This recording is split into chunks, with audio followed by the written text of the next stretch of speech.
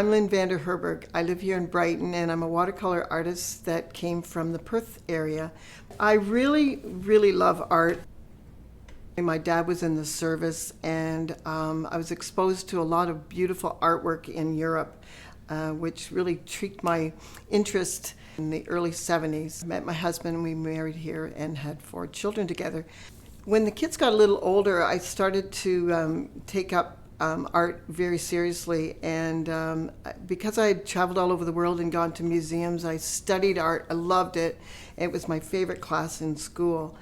And then in my 20s, I started taking classes with a really good friend. His name is Ron Seo, who was a teacher at ENSS and a lovely man, and he taught me watercolor at Loyalist College.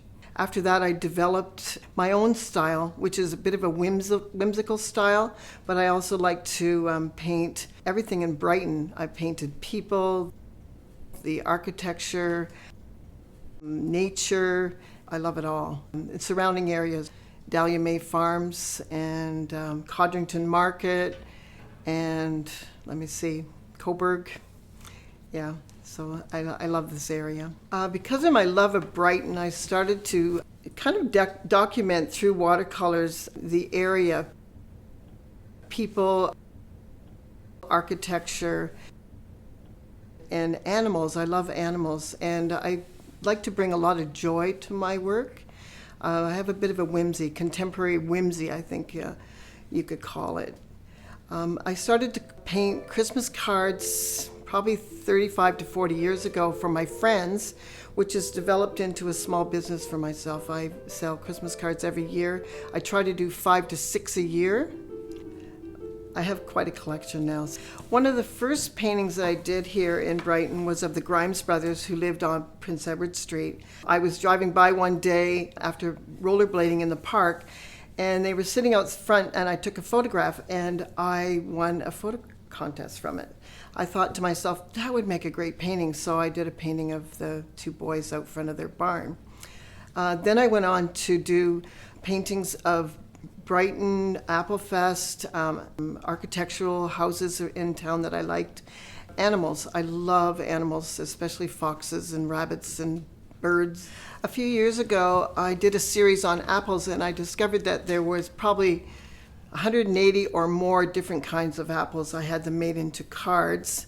And then I did a large apple painting, and they were made into banners for the town. And I was very proud of that. My daughter, Julie, helped me with it. She's a graphic designer, and it turned out really well. I have made a lot of changes in my artwork because the town has changed so much. I do have some paintings of Applefest that I've taken off photographs. But now I'm doing pictures of post office and Lola's, which I visit quite regularly. It's my little haunt.